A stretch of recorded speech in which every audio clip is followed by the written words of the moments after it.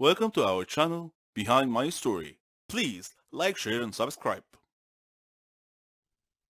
My name is Nathan. I'm a 40-year-old businessman who runs an import-export company. I lived with mom and dad and my brother Sam. Some siblings coexist peacefully, some fight all the time, and some hate each other. Sam and I ended up in this latter category because our decisions shape our lives. Let me tell you our story. I worked hard and made good decisions to be successful in life. This contrasted with my lazy brother who wanted easy money without having to work for it. This was a sore point between us. We fought all the time, and the situation was exacerbated by Dad's unexpected death by heart attack. Sam and I took over Dad's business and became partners. Soon, though, Sam thought the business was too much work, so he decided to work abroad for bigger wages and less work, presumably. I begged him to work locally and stay close to the family, but he couldn't be persuaded. So he gave up his share in the business and left to work abroad, and I ran the business as sole proprietor. As I gained experience and business acumen, the business prospered and grew as I earned the customer's trust. As my profits grew, Mom and I moved into a bigger house. Mom wanted me to get married and have kids, and I wanted to make her wish come true. So I found a beautiful girl and married her. She was a blessing to us. When she became pregnant, Mom was ecstatic. We learned that it would be a baby boy, so we chose a name for him, John.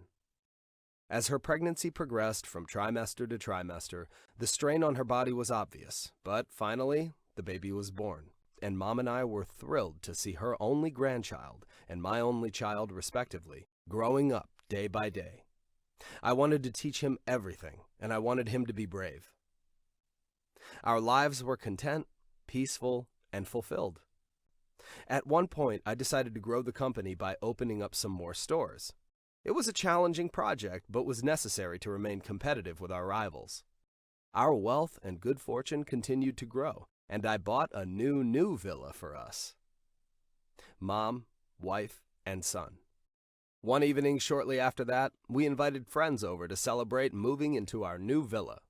As we were celebrating, friends were wishing us the best. John was playing and running around everywhere and being a little naughty at times, and everything was going smoothly. Then suddenly, the lights went out for a couple of minutes, and then came back on. This was unusual, but not wanting to worry the guests, I told them that it was a normal glitch that happened once in a while. Still, as a precaution, I called for all the children to gather around me. All were present, except for John. We searched everywhere for him, but couldn't find him. We were all worried about what had happened to him.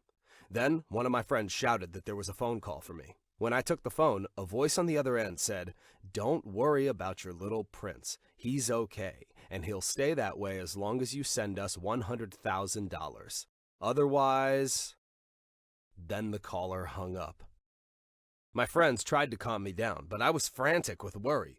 Who would want to kidnap my son? If I gave them the money, what assurance did I have that they would return my son? Then I got angry. They needed to be punished for this heinous deed. So I called a friend who was a police officer and asked him for help. He said he could put a small tracking device in the money bag so they could track my movements and hopefully catch these kidnap for ransom thugs. While it was a neat plan, it was also extremely dangerous if the kidnappers were to find out and escape from our trap. After a couple of days, the thugs called and told me where to meet them with the money. It was a location in the northern part of the country, a forest with dense trees and tall grass, a place that would be easy to escape into and hide. So I got the money, put it in the car, and drove to the agreed-upon meeting place. When I reached the location, a car was there waiting. I parked close to it and exited the car with the money bag in hand. The driver of the other car stepped out. It was Sam. "Sam? I thought you were working abroad," I said. "I was, but the work was too hard, so I quit and came back," Sam replied. "How can you kidnap and ransom your own nephew?" I asked. Sam laughed and said, "You misunderstand. I've just returned to take my share of the money." "What money are you talking about?" I asked. Sam sneered. "The money you took from me in running Dad's business." I tried to connect the dots. I said, "Sam, you were half owner of the business, but then you gave up your ownership to go work abroad. You haven't done anything to earn any money from the business." Sam kept sneering. "I want my share of the profits. Shut up, give me the money, and you'll get your son back." I gave him the money, he released John, and John ran into my arms crying.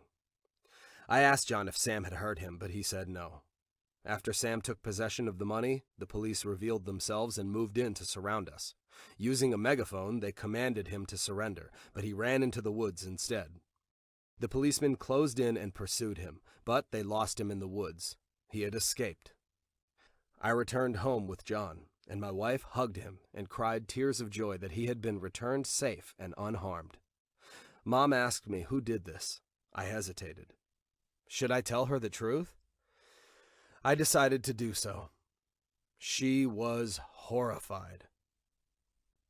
A few days later, I received a letter. It was from Sam asking if I was ready for the next payment of my debt to him.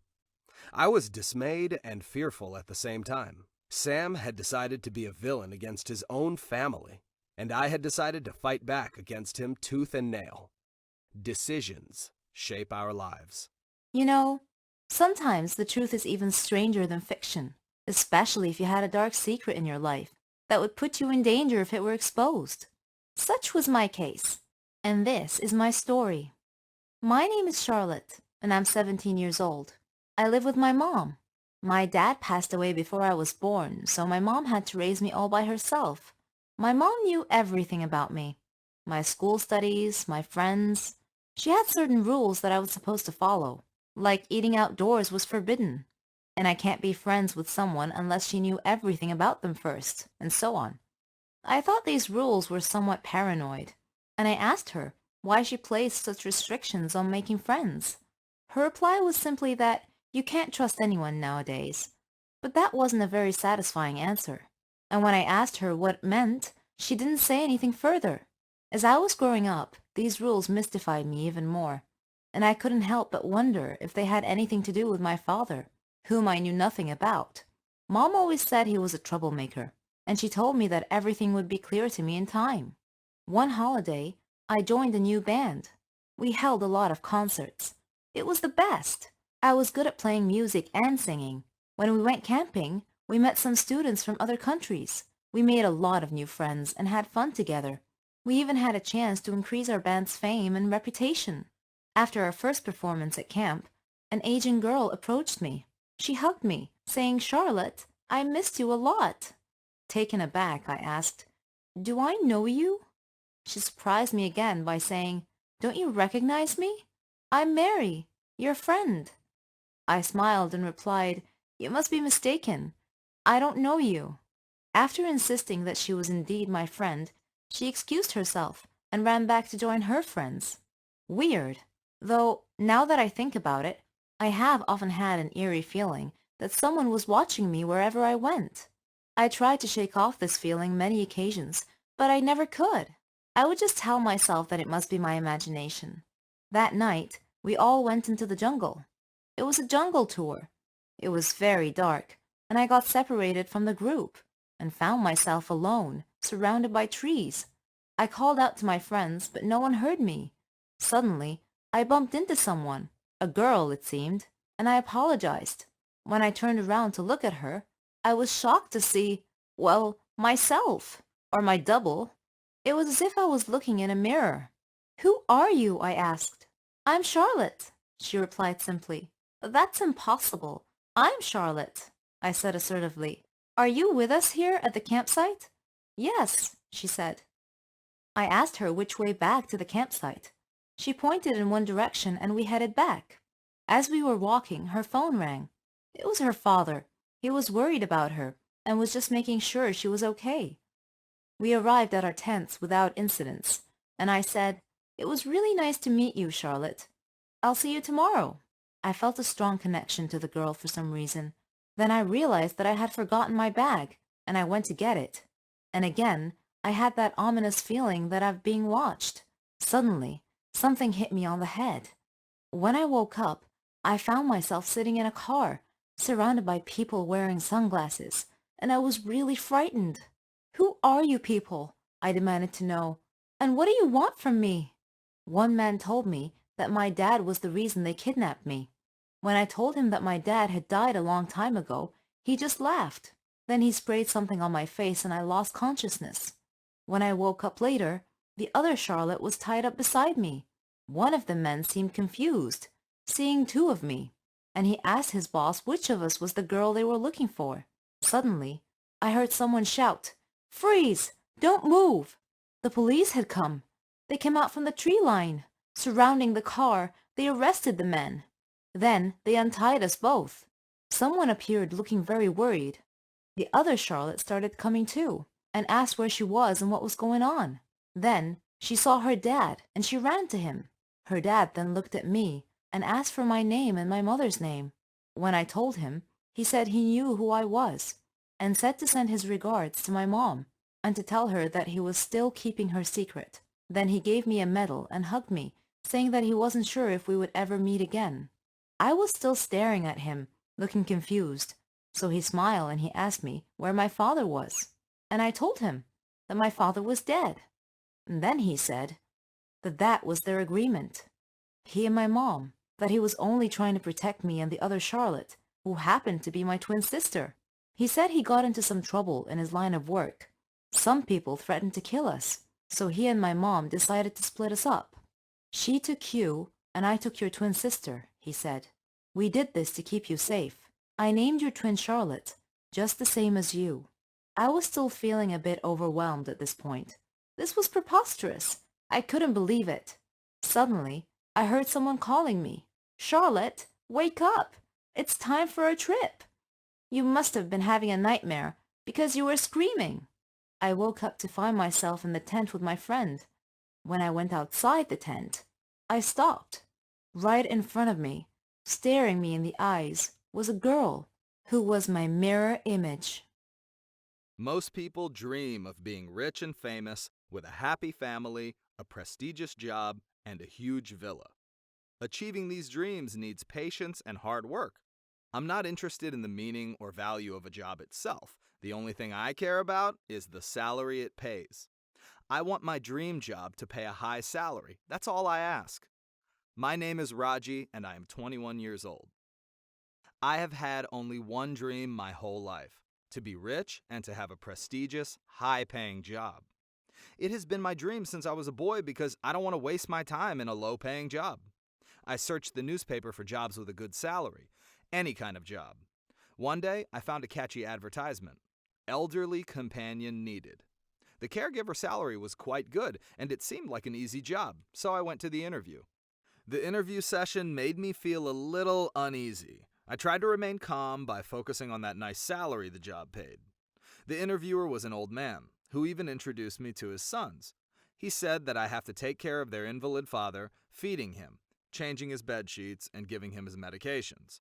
They were about to show me a list of the job duties, but I interrupted them before they could finish their sales spiel.